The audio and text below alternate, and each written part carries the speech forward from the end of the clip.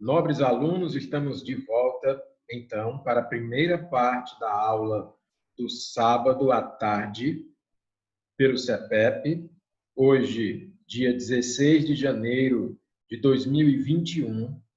A disciplina é Gestão Aplicada 2. Eu sou o professor Eric Brasil e nós estamos aqui com a turma Itapipoca 19 de Eletrotécnica, os melhores. É sempre uma honra, um prazer e um privilégio. Peço desculpas pela contingência que tivemos aí no período, no finalzinho da manhã, com a queda da conexão da internet, mas nós conseguimos já lançar mão de um plano de contingência, de um plano B, né? Como vocês podem observar, a gente já está aqui em outro ambiente para poder dar prosseguimento aos conteúdos de vocês. Se alguém precisar ou necessitar de uma recapitulação dos conteúdos que foram ministrados já na parte da manhã, estamos aqui totalmente à disposição. Tá joia? Alguém gostaria de falar alguma coisa, algum comentário, uma pergunta, alguma intervenção?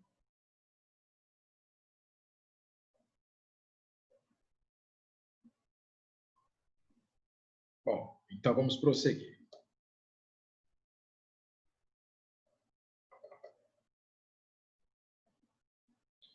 Iniciamos hoje uma nova disciplina chamada Gestão Aplicada 2. Todos, ou quase todos os colegas aqui presentes, já fizeram Gestão Aplicada 1. Então, tem facilidade em acompanhar esses conteúdos. Nós vamos recapitular o que vimos na parte da manhã para poder dar prosseguimento a novidades.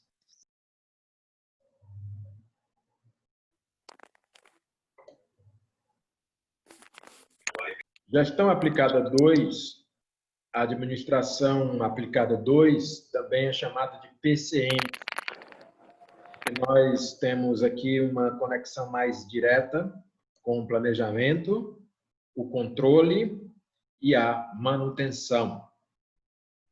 Então, se tiver na grade curricular, na matriz curricular de vocês, PCM ou Gestão Aplicada 2, se trata da mesma matéria, da mesma disciplina. Ok?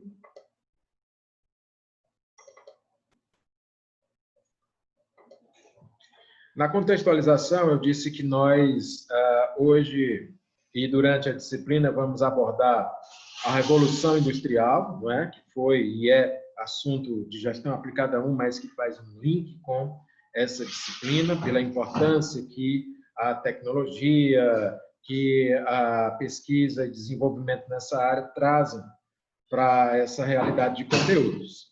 E aí abordamos o organograma, o fluxograma, a administração científica, a administração clássica, a administração humanizada, planejamento e controle. Dentre outros assuntos, né, que permeiam aí esses assuntos principais, certo? Então, eu já exibi para vocês aqui uma breve revisão da questão da Revolução Industrial e trouxe a novidade do organograma. E o que é, né? O que de fato é e significa o organograma? O organograma, ele é um gráfico que exibe a hierarquia e a estrutura organizacional das empresas, das entidades, das instituições, das corporações. De maneira bem enxuta, o organograma nada mais é do que um desenho, não é? Que vai mostrar para mim onde está posicionado, por exemplo, a autoridade máxima da empresa. Então, aqui, eu sei que tem o diretor-presidente e, pela visão do organograma, sei que é a pessoa que tem maior poder decisório na empresa.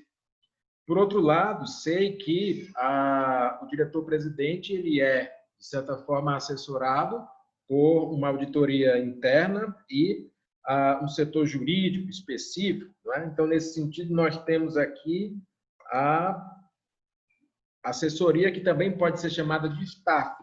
Então, quando eu falo staff ou assessoria, são cargos que não têm poder decisório, mas que colaboram com a autoridade ou com a diretoria da empresa, certo?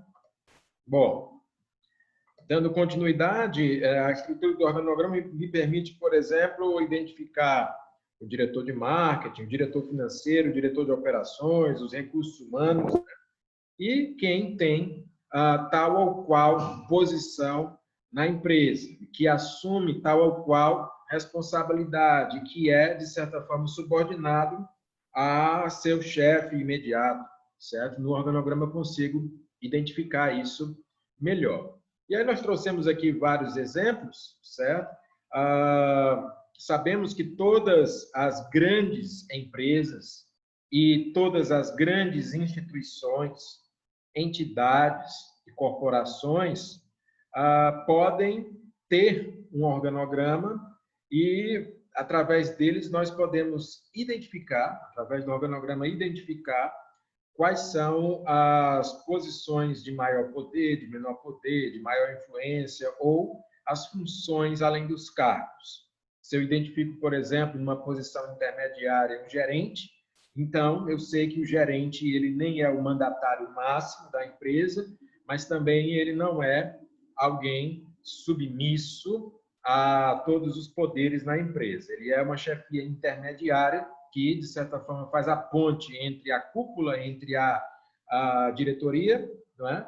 E os cargos de operação, como supervisores, operários e demais colaboradores. Joia?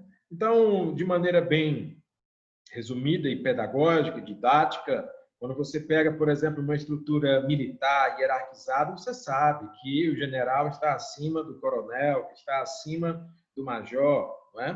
Que está acima do capitão, que está acima do tenente, para resumir bastante, certo? Você sabe que numa instituição religiosa como a Igreja Católica, o Papa está no topo da hierarquia, né, do poder na Igreja Católica, que, por conseguinte, o Papa tem maior autoridade sobre os cardeais, sobre os arcebispos, sobre os bispos, sobre os padres daquela instituição. Outras igrejas também têm hierarquia. Sabemos que os governos também têm hierarquia, certo? E órgãos públicos e instituições privadas, como as empresas, também têm e podem ser melhor identificados na figura do organograma. Para aqueles que não participaram da aula no período da manhã, ou que tiveram alguma dificuldade em entender esses conceitos, nós trouxemos um estudo de caso, na verdade, né? Uma exemplificação bem didática, daquelas que eu gosto de trazer para vocês, do organograma. Nós falamos de uma passagem bíblica que nos ensina um pouco de gestão aplicada 2, que é justamente o livro do Êxodo, do capítulo 18, versículo 21, onde se trata da primeira consultoria da história da humanidade que temos registro, não é? Não estou aqui para falar de religião, mas por acaso a Bíblia é um livro ou um compêndio de livros muito conhecido, muito importante, o livro mais lido do mundo.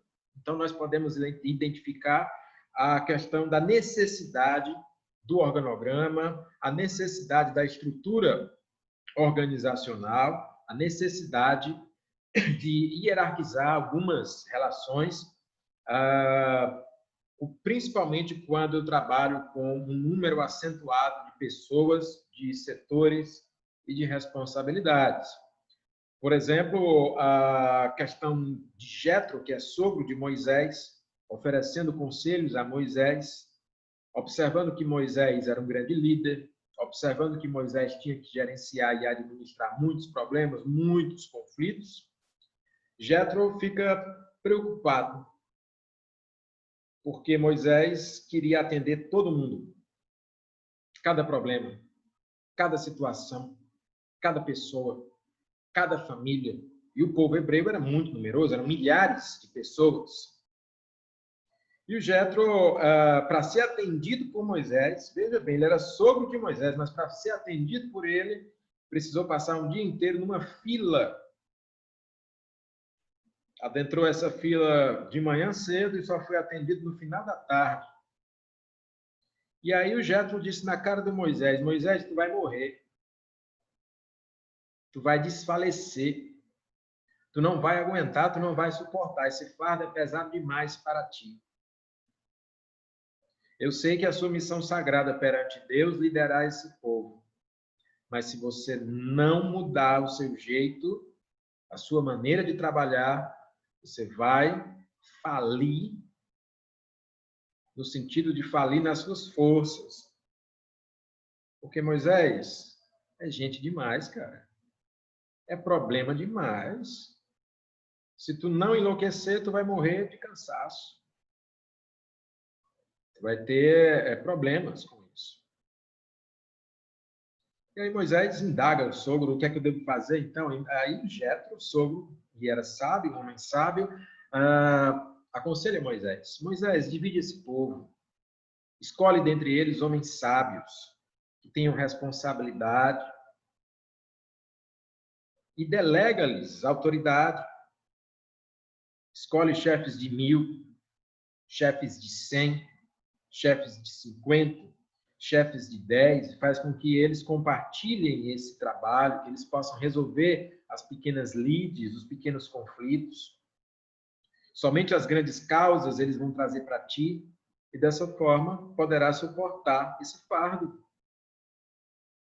Então, o livro do Êxodo conta que Moisés seguiu os conselhos do sogro e foi bem sucedido nas suas tarefas. E isso acontece nos dias de hoje, no mundo empresarial, no mundo organizacional, principalmente quando nós estamos diante de muitos departamentos empresariais, de muitos conflitos, de muitas demandas, né? Precisamos aprender a delegar as tarefas, organizar as tarefas, identificar os cargos, as posições e as funções de cada pessoa. E o organograma é uma ferramenta interessante para isso, certo? Dentro desse contexto que a gente está discutindo aqui. Muito bem. Falamos também de fluxograma, não é verdade? E o que é o fluxograma? Nada mais é do que um gráfico, também um gráfico, um desenho, que exibe as etapas de um processo. Pode ser um processo produtivo, pode ser um processo de prestação de serviços, que tenha etapas. E essas etapas são desenhadas ou são exibidas de maneira fácil, clara, simples, para que você possa compreender, para que o leigo possa compreender. E no nosso exemplo aqui, nós trouxemos uma situação bem complexa, ou seja, uma situação que envolve muito movimento, muitas etapas, e simplificamos para que você possa entender, aqui no caso, a produção da cachaça. Olha aí. Mas aí também falamos da produção do açúcar, da produção da rapadura, não é? E dos subprodutos que são gerados nessa produção, partindo do ponto de vista que a matéria-prima é a mesma, a cana-de-açúcar. Então, para resumir, para simplificar, nós trouxemos o exemplo da produção da cachaça num fluxograma. Sabemos que a cana-de-açúcar chega para o processo de moagem, de uma usina, e que a partir do processo da moagem é extraído o caldo, que vai ser filtrado, que vai ser decantado, que vai ser diluído. Só que nesse processo todo tem um subproduto chamado bagaço, o bagaço da cana. Para onde vai o bagaço? Ele pode ir para a queima, para a geração de energia. O bagaço gera muita energia, é um rejeito muito energético, muito valioso, inclusive, certo? Para a movimentação de usinas com energia térmica. E ele pode ter outras utilizações, como a produção de ração animal, como a produção de fertilizantes, como também a produção de papel e papelão. Do bagaço se faz muita coisa. Mas o que nos interessa aqui é o processo principal. E da diluição do caldo da cana, nós podemos aqui remeter um pouco para a produção do açúcar mascavo ou da rapadura, que também são produtos que partem da mesma matéria-prima, a cana-de-açúcar. Esse caldo principal continua sua sequência para a fermentação, até se transformar numa espécie de vinho, onde será destilado. Só que o processo da destilação gera um subproduto venenoso e perigoso chamado vinhoto. O vinhoto, se lançado diretamente na natureza, pode comprometer o lençol freático, pode atrapalhar as comunidades adjacentes à usina, ele exala um mau cheiro muito forte, não é? Mas se ele for bem trabalhado e estabilizado na chamada lagoa de estabilização, ele pode se transformar em adubo ou em ração, se transformando aí no material útil.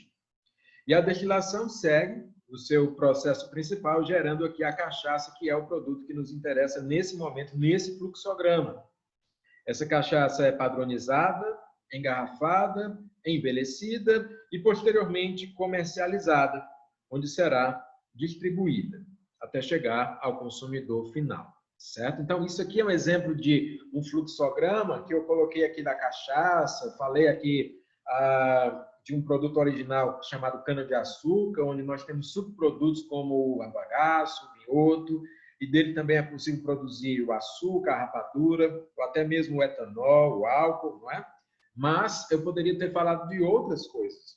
Eu poderia ter falado de um fluxograma, por exemplo, da produção do leite longa-vida, o fluxograma do processo da montagem de um automóvel, o fluxograma de um processo de atendimento, ou o fluxograma da execução de uma ordem de serviço que muitos de vocês estabelecem nas vossas empresas, né? Então, o fluxograma ele pode ser útil, pode ser utilizado e até adaptado para as atividades que você utiliza hoje na sua empresa, no seu trabalho, na sua realidade. Ok? Alguma pergunta até aqui? Comentários, dúvidas? Professor, tá ouvindo? Oi, Roberto, tá bem baixinho, mas pode falar.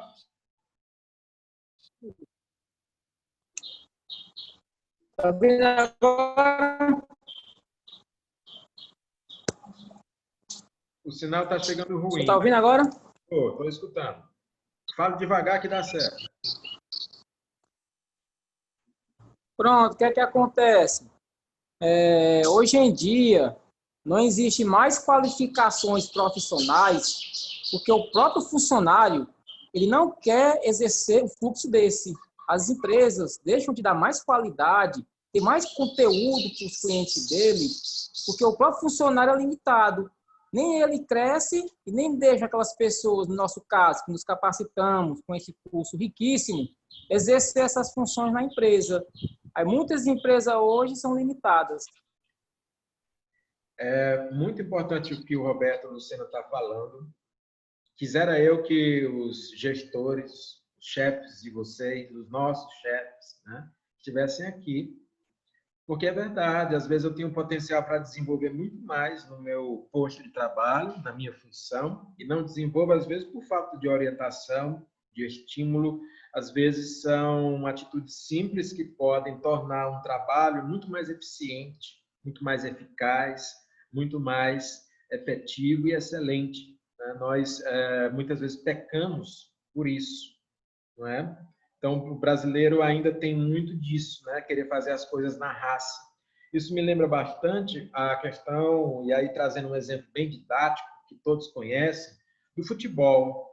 Futebol brasileiro, que é reconhecido mundialmente, o Brasil, que é de fato muito talentoso, desenvolve muitos talentos nessa área do esporte, né? O futebol ele deu muito certo com a cultura nacional, com a cultura brasileira. Durante muito tempo, craques, né, foram, de certa forma, despertando aqui no nosso país e acabaram até estimulando outros países, outros clubes, até estrangeiros. Só que os estrangeiros, principalmente os europeus e até outros, perceberam a seguinte falha no futebol brasileiro. Que o futebol brasileiro ele era composto de muito talento, de bons jogadores, de um bom número de craques, porém, tinha falhas técnicas. O brasileiro não se preocupava muito em treinar da maneira certa. Ele se preocupava mais em utilizar o talento que ele já tinha e a raça que ele tem, e o gosto e pela paixão que ele tem pelo futebol. Isso é muito bom, isso é muito importante, isso ajuda muito. Só que no futebol de alta performance de hoje em dia, não é mais suficiente ter apenas o talento ou a raça. É necessário desenvolver também a técnica, o treinamento, as habilidades, a disciplina, né?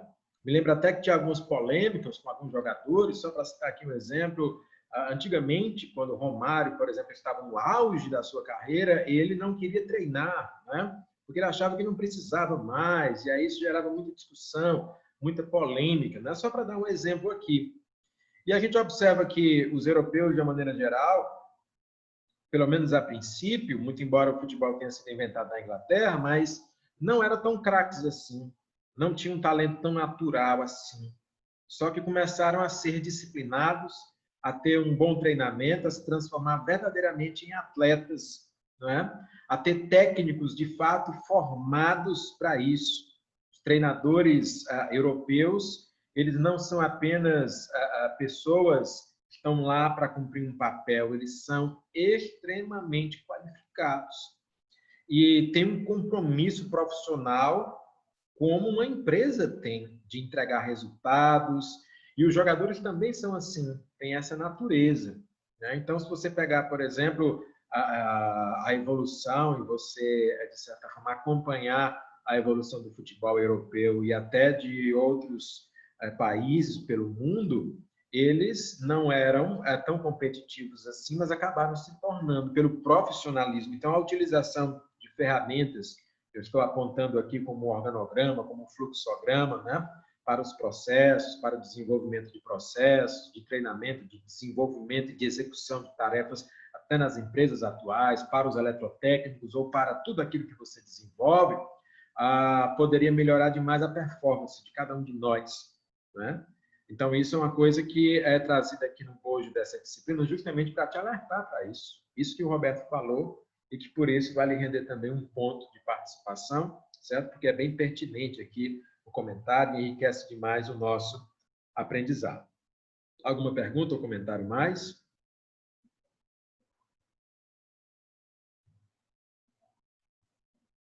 Então, vamos prosseguir.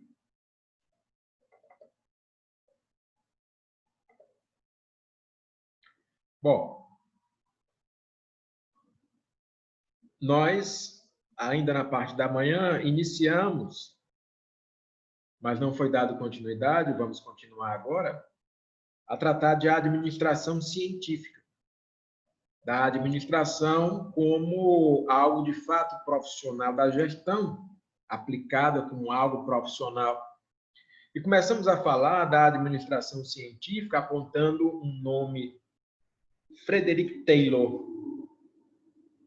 Professor, quem é esse tal de Taylor? Já ouvi muito falar um nome assim. Antigamente, e quando eu falo antigamente, há uns 100, 120 anos atrás, os Estados Unidos da América eram muito parecido com o Brasil de hoje. Era um país ineficiente, com muita corrupção, com muitos desperdícios. Estavam muito atrasados em relação a países como a Inglaterra, França, Alemanha. E aí o Taylor, ele tinha um grande sonho, que era ajudar a transformar o país dele numa nação competitiva, eficiente, produtiva e que pudesse ocupar uma função de liderança no mundo, sendo exemplo. O Taylor, Frederick Taylor, é considerado o pai da administração moderna. No passado existiram vários bons administradores, gestores, mas nenhum deles estudou numa escola de administração, nenhum deles tinha livros de administração, eles faziam mais pelo conhecimento que adquiriam ao longo da vida. O Taylor, ele fez isso de maneira sistemática, de maneira científica, de maneira profissional. Ele era engenheiro de formação. Mas aí ele desenvolveu a administração, escreveu até um livro, para quem quiser anotar o nome do livro, porque tem na internet, Fundamentos ou Princípios de Administração Científica, autor Frederick Taylor. Repetindo, Princípios de Administração Científica, autor Frederick Taylor. Esse livro é muito importante porque é uma das primeiras grandes obras da administração, da gestão, né, que vem profissionalizar esse setor. Como Taylor é engenheiro, era engenheiro, ele escreveu com uma linguagem mais na figura e, por assim dizer, de um profissional dessa área. Então, os primeiros administradores, a grande maioria eram, na verdade, engenheiros, ou engenheiros civis, ou engenheiros mecânicos, certo? E eles deram uma grande contribuição, porque eles conseguiram profissionalizar a administração. De que forma? Taylor percebia que os Estados Unidos desperdiçavam demais. Para cada 2 ou 3 prédios que os americanos construíam, só de material desperdiçado dava para construir mais outro. Olha aí, isso acontece no Brasil hoje, né?